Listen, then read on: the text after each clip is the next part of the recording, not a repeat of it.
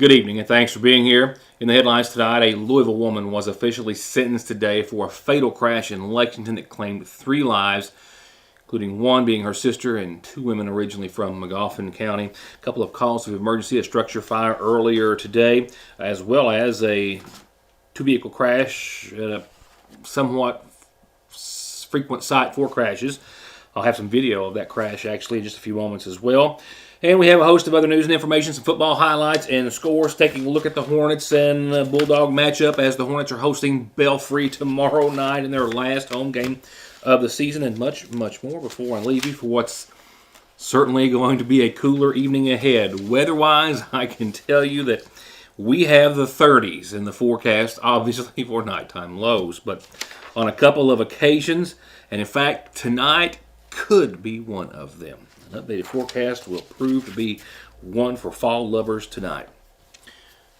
Over 2 years now from the pandemic's beginning, and we forever will keep learning more about COVID. And in most recent reports, people who were infected with COVID are now, according to some studies, one published today, today in Nature Medicine, was done over the course of a year, and it says that researchers believe that those who had COVID have a greater risk of brain injuries and issues after a year compared to those who didn't have COVID. They looked at brain health and focused on almost 4 dozen different brain disorders, if you will, and you did so using medical records with outpatient identifiers from millions and millions of United States veterans.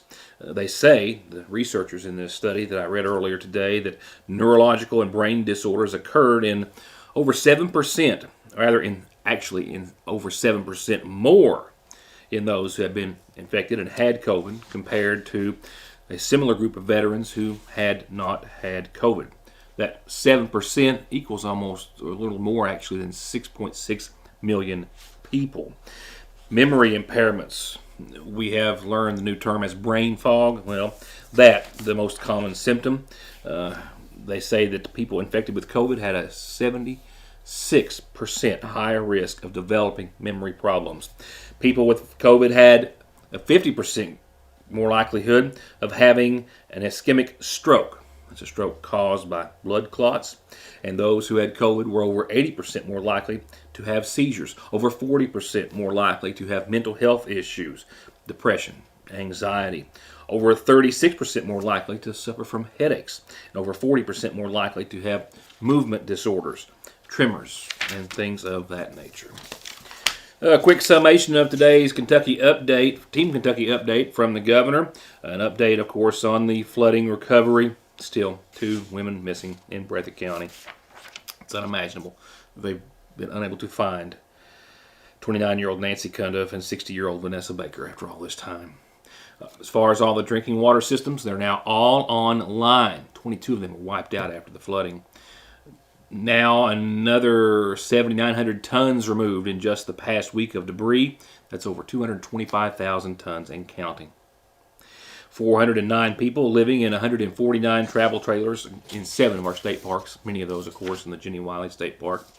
Private bridges, and we've learned, of course, that FEMA was going to at least assess and possibly, maybe to some degree, help pay for private bridges which were damaged.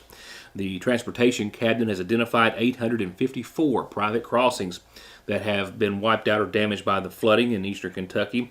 730 of those have been assessed for damage, and so far 40 have been approved for emergency repair funding. We'll keep you up to date on that number and hope it increases greatly from 40. And the Team Kentucky Relief Fund has raised almost $10 million from 37,000 donors to date. A couple of calls of emergency that I'll focus on tonight. One, a structure fire that happened just earlier this afternoon. The other, and the first that I'll cover, was actually a 2-car crash that happened night before last at a stoplight where security cameras have captured a number of such or similar accidents as of late. Night before last, shortly after 8 o'clock, This was the scene on the Mountain Parkway in front of the intersection here, or at the intersection in front of the Sagersville Lee's Famous Recipe and Sagersville Subway. Top left of your screen, you'll see a car coming to a stop at the light, the green light for the pickup truck to go through. And just as that first vehicle comes to a stop, a second vehicle approaches from behind. The driver of which telling Chief of Police Matthew Watson of the Sagersville Police Department that she saw the vehicle coming to a stop and tried to apply the brake, but was unable to do so in time and striking that vehicle from the rear. The driver of the vehicle in the rear was taken by ambulance to an area hospital. The two people, I believe a husband and wife, local as well, in the front vehicle, refused medical treatment at the scene. This was the scene earlier this afternoon. A structure fire reported on the Mountain Parkway. Actually, motorists, several, calling this in to McGoffin County 911. A mobile home behind us was totally engulfed, all burnt down to the floor. The two residents that lived there was walking down the road. See, caught in the living room section of the mobile home. We're trying to determine what caused it and go from there. They said there wasn't no power on the place, so we don't electric. We can really electric it out.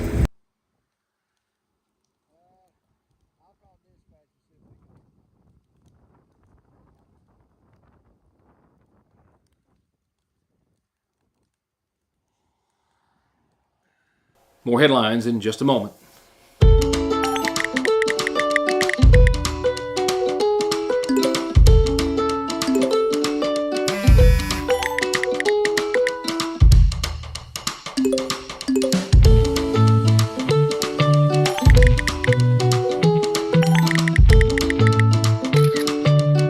With the power to bring us together even when we're far apart, we keep families connected. We are you. We are Appalachian Wireless. It was true last week, true this week, it'll be true next week. There's always new arrivals, and now they're for fall at the seasonal shop. They've got new fall shorts and more coming in soon, but they're already fully stocked on cello jeans and cutoffs, and they're now carrying Hornet football, hats, tees, and sweatshirts just in time for the season, and all proceeds go to the McGoffin County Quarterback Club, plus new Ridge and Holler designs, some that need no explanation, and a complete new line of fall baby clothes. And remember, they have baby and wedding registry. They also have a new line by Capri Blue where fashion meets fragrance. Amazingly pleasing scents across a line of candles, diffusers, soaps, lotions, and perfumes for home, car, and the bath. And do yourself a favor and don't even think about looking anywhere else for fall decorations inside and out before you stop by Fraser's Prater Drugs Seasonal Shop. What we have here is our famous chicken sandwich at your Sagersville Lee's, which is also Saturday's special. You can get a chicken sandwich, wedges, and a drink for just $6. Friday's special is a liver or gizzard dinner with 2 homemade sides and a biscuit for just $5.79 plus tax. Let's recap. Chicken sandwich, Saturday special, or get it any day of the week. Fridays, livers or gizzards at your Sagersville Lee's Famous Recipe. The reassurance of getting your medications and over-the-counter needs at Sagersville's oldest and most trusted pharmacy. The convenience of curbside pickup and call-ahead service. And the fact that you can walk in, order to go, or sit down and get gourmet quality hot fudge brownies, nachos, shakes, coffees, hot dogs with homemade sauce, desserts, and more makes it more than your hometown good neighbor pharmacy. It's a destination in downtown Sagersville, Fraser's Prater Drugstore. It doesn't get any sweeter than that. Just as quick as one arrives, it feels like the next is already about to begin. And Conley Tire doesn't want you to start any of the driving seasons unprepared. Be safe and sound and get there with the best offers on the best tires by the best manufacturers. All with service you've grown to trust. Go to ConleyTire.net or stop by in Staffordsville to find out more. Or give them a call at 297-2424. Hello, my fellow McGoffin Countyans. As we get closer to the November election, I would like for you to consider something. We have seen a drastic increase in meth, heroin, and fentanyl over the last 8 years. The direct result has been the loss of loved ones to overdose deaths. children being placed in foster care, and an increase in crime such as burglaries and thefts. Now we are seeing a trend to rainbow-colored fentanyl pills that resembles candies, such as Smarties, Skittles, and M&Ms. It's obvious that this is a way for drug dealers to target our children, and that's unacceptable. Folks, we've got to have a change. We have to take our county back. With nearly 34 years of experience and training, I am the only qualified candidate for sheriff. I'm William Bill Meade, Republican candidate for McGoffin County Sheriff. Thank you, and God bless. A woman from Louisville pled guilty earlier this year and was officially sentenced today to decades in prison in regards to a crash that she is alleged to have caused running from police, killing her sister and two women originally from right here in McGoffin County. As for the crash, it was on Interstate 75 in Fayette County in 2019. She was driving in the wrong direction initially and then pursued by police out of Winchester. That police chase starting in Clark County, resulting in the crash that happened in Fayette County when she was indeed traveling in the opposite lane of travel, striking two vehicles, and again, 3 people dying. Rodriguez's sister was one, and 2 others, again, originally from McGoffin County. 45-year-old Tammy Rodriguez was originally indicted on 3 counts of murder, first-degree assault, wanton endangerment, driving without a license, which was amended down to 2 counts of first-degree murder and 1 count of second-degree manslaughter and second-degree assault.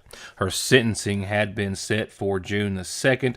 It was delayed. It was officially earlier today that it took place, where she was sentenced to 20 years for the deaths of the 3 individuals, that being 35-year-old Debbie Lynn Bevins, who was her sister, she died at the scene, and sisters Taylor Blevins, who was 26, and 20-year-old Caitlin Bailey.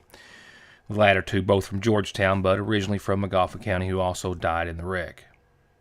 Prior to the deadly crash in 2019, Rodriguez had been convicted of drunken driving 4 times and had prior convictions of endangering the welfare of a minor, public intoxication, prostitution, shoplifting, and possession of drug paraphernalia.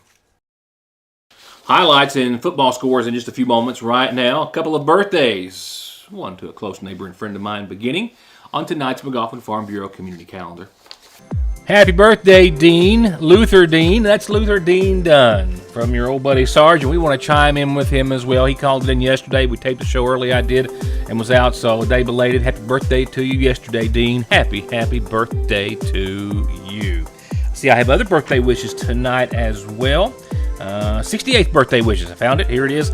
Lucy Kirk of Van Leer. That's right. We got a lot of folks watching over in Floyd County, and your neighbors called Lucy and said please wish her the happiest of birthdays. So from your neighbors and a long list of family and friends to Lucy Kirk over in Van Leer, thank you all for watching, and happy birthday to you too. Happy birthday.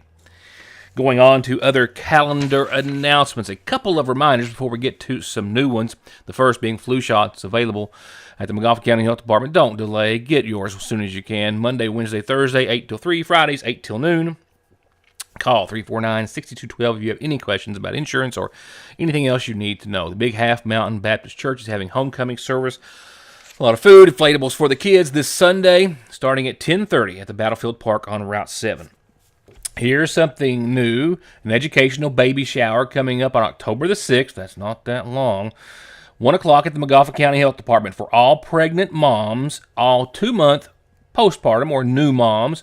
Please register moms if you're going to come with the McGoffin County Health Department to get a one-time $10 gift card just for being there, and a lot of other things as well that you'll be glad you came for. 349-6212. And the Sagersville Oktoberfest has been set. I mean, look at this. October the 7th. Yeah, it's all October. Movie night at the City Park, Hocus Pocus, will be shown on the big screen over in the City Park. October the 10th, the 5K Pumpkin Run starts at 5:30. October the 27th, that is the big night in the Sagersville City Park for the Spooktacular. It's going to be during the day, noon to 4, and then they'll take a break, and from 5:30 to 8. You saw the crowd last year. Wow, what a success. And then, of course, after that, dancers performing Thriller in downtown Sagersville. And then October the 31st is Trick or Treat in Sagersville, 6 to 8, city and county wide. The next McGoffin County Community Blood Drive, Monday. I guess I've got these a little out of order calendar-wise. The next McGoffin County Community Blood Drive, Monday, October the 3rd, 1 to 5, the Sagersville First Baptist Church. Call 800-775-2522. Appointments are appreciated. Walk-ins are as well indeed welcome. And the Prestonsburg VA Clinic has a flu shot clinic for all McGoffin County veterans set at the Henry Joseph Addition and in the rear of the Lloyd M. Hall Community Center. That's where, of course, our DAV meets. And during their Thursday, October the 6th meeting from 5 to 7, veterans, you can get your flu shot. Call 349-2299 and ask for our Commander Lloyd Salyer if you have any questions or you need anything else. And the Sagersville High School Class of 75 celebrating Saturday, October the 8th, 7 to 11 at the Ramada Inn in Paintsville. Call classmates Diane Conley, Stacy Robinette, or any that you know, and let them know that you are coming. And call me when you have a calendar announcement, because that's the best way to let everyone know what your church, your group, your club, your organization has planned, or whose birthday or anniversary it is for me to wish. From there, funeral service announcements, as they are always nightly, brought to you by the McGoffin County Funeral Home. Start tonight with just a reminder that services start tomorrow at 1 for Jeremiah Noah Boomer Fitzpatrick of Tennessee, who passed away at his home this week. Again, services tomorrow at 1 from the Church of God's Grace. And friends can visit the church the rest of this evening for visitation and prior to tomorrow's services. Services have been set for Sunday morning at 11 for 87-year-old Jewel Perkins of Sagersville. She passed away yesterday in Martin, the daughter of the late Frank and Ova Literal Perkins. She's survived by her son Randall, brother Granville Perkins, sisters Ellen Evans and Lavella Goyle, special friend Tammy Nicholas, and her cat Blitzen. In addition to her parents, Jewel is preceded in death by her brothers Floyd and Greenville Perkins and sisters Edna Stanley, Cena Powers, Almeda Poe, and Rosie Conley. Funeral services 11 o'clock Sunday from the McGoffin County Funeral Home. Visitation will be Saturday evening from 6 till 9. And I'm also told that services are incomplete at this hour for 58-year-old Vonda Sparks of Sagersville. She passed away earlier today in Winchester. Those arrangements to be announced soon through the McGoffin County Funeral Home.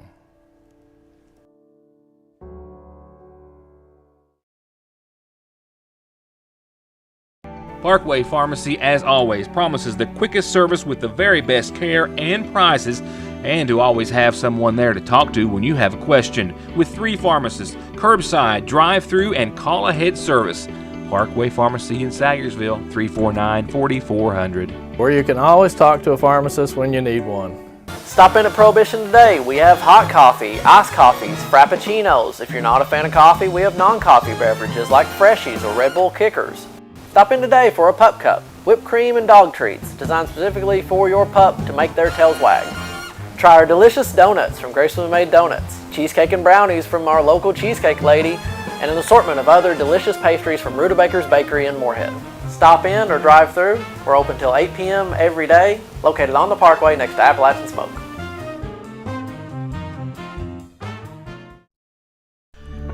Banking from home or on the go has never been easier and will forever be an important and necessary part of life. And Sagersville National has been and will always be at the forefront of meeting and exceeding your financial needs and giving you the safest and most worry-free online and mobile banking so you can worry about the important things, like what's for dinner. They're there when you need them at the main and branch locations of the Sagersville National Bank. Car wrecks, truck wreck, disability, workers' comp, slip and fall, wrongful death. Your case matters to you. Your case matters to us. Contact McFarland Tinker Law Office. With our combined experience of over 58 years, we're here ready to work for you. At Golden Law Office, our attorneys previously represented the nation's largest insurance and trucking companies, handling cases involving serious personal injury and death. We know their strategies, how they will defend the case, and what factors drive large settlements. The attorneys at Golden Law Office can use this inside knowledge to ensure your case is handled effectively and aggressively. Hiring Golden Law Office provides you with a strategic advantage. Call Golden Law Office today. A quick look back at last Friday night's home game for the McGoffin County Hornets with one more left on their regular season schedule, and it's a tough one tomorrow night. They could use you in the stands. Right now, let's take a look at how the Bulldogs fared against the Hornets here at home and how the rest of our viewing area teams did on Friday night. The Hornets and head coach John DeRossett coming off 2 wins in a row and a 2-2 record into Friday night's game, hosting the Lawrence County Bulldogs. Wins over Knott County Central and Bellevue, and they were looking to pick up their 3rd in a row in their 4th of 5th home games. Here's how it turned out for the home team. The Hornets would receive, and they wasted no time. Aiden Barnett, our QB, making contact with Ian McCarty, who's finally pushed out at the 40-yard line. After the Hornets almost turn a high snap into a touchdown on a 3rd and 1. Followed by Barnett going for the keeper on a 4th and 1. It's first down, McGoffin County. But a 1st and 12 to score opportunity is dashed by a high ball, scooped up by Dylan Ferguson, who has no trouble with the TD run from the Hornets. 35, touchdown Lawrence County, first to score. Later, with 4 minutes in that first quarter, Barnett looks like he's on a keeper, but hits McCarty on the 10-yard line, where he's pushed down to the 8, and a Lawrence County flag would put the Hornets on the 3. And the keeper is good for a touchdown, McGoffin County. And so would be the 2-point attempt after to put the Hornets up 8-7 in the early game. Near the end of the first quarter, the Bulldogs are on the 2, and the run-through is good for a short-lived Hornet lead. From there, Cody Crum runs this one in for the Bulldogs. Then the Hornets on Lawrence County's 30. It's Barnett with the snap. He darts right, then left. There's room, there's a path, and there's a touchdown for McGoffin County, still in the game, 14-22, 8:40 in the second at this point. But before the half, Lawson Baisden loses my cameraman in this one, but is untouched for the pick 6.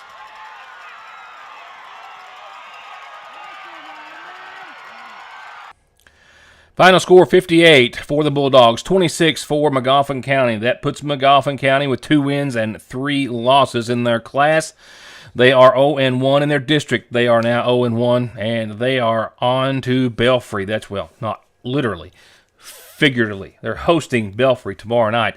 Kickoff set for 7:30, and this is the last scheduled home game of the season for the Hornets. After that, they've got on the road, obviously, Floyd Central, Pike Central, Clay County, and Morgan County will wrap up their regular season on October the 28th, which will be here before you know it. Let's take a look at our other viewing area teams real quick and see where they are, starting with Coach Pack and the Golden Eagles of Central with a win last Friday night at home, but against Waverly, Ohio, 54-7, your final score. The Golden Eagles right now, 3 wins, 2 losses, winning over Lafayette and Fern Creek, going down to North Laurel and Ironton, Ohio.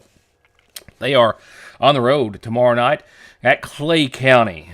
Kickoff set for, of course, 7:30. They're 3-2 right now, nothing to speak of in class or district matchups thus far. Looking on down the line to our Paintsville Tigers and Coach Hoskins, 35-30. They pulled this one out by 5 last Friday night at home, hosting Knox Central. That's their second win of the season. They needed that when they came out of the gate and put down Floyd Central 21-14, but then fell to Beechwood, to Pikeville, and to Somerset. Somerset in OT by 1 week before last, and now they're on to Perry Central. That is a road game this Friday night again. Kickoff set for 7:30. And to Lawrence County and the Bulldogs again, 58-26 over McGoffin. That puts the Bulldogs firmly with 3 wins and 1 loss. They've taken out Harrison County, Russell, and now McGoffin, only losing to Greenup thus far in the season. 3-1, 2-1 in their class, and with that district win over McGoffin County, that puts them at 1-0. And at East Carter tomorrow night, that is a road game. Bulldogs traveling to East Carter.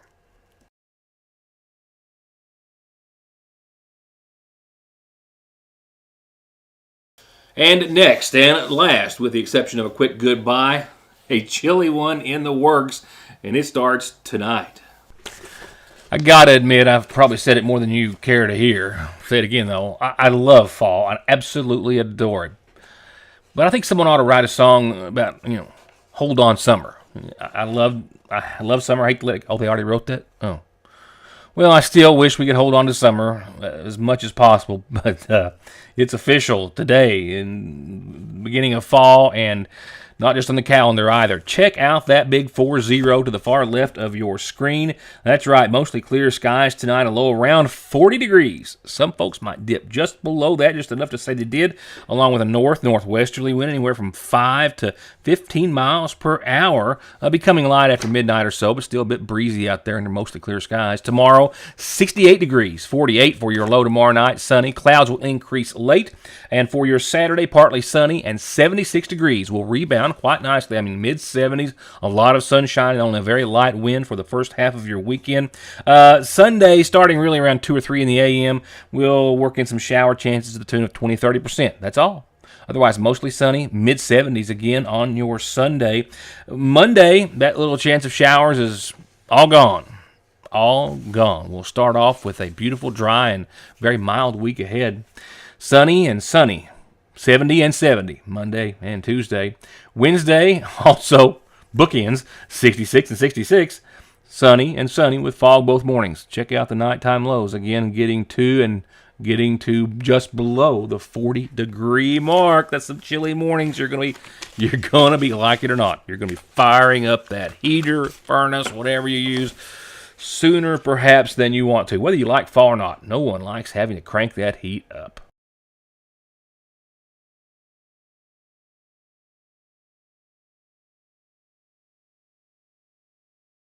That'll do it. Thank you for being a part of the program this evening. I'll wrap up this week on tomorrow's edition. Hope to see you then. I sincerely hope to see you then, and I hope you've also got, if you haven't already by then, today's edition of the Sagersville Independent in hand, another must-see and must-read.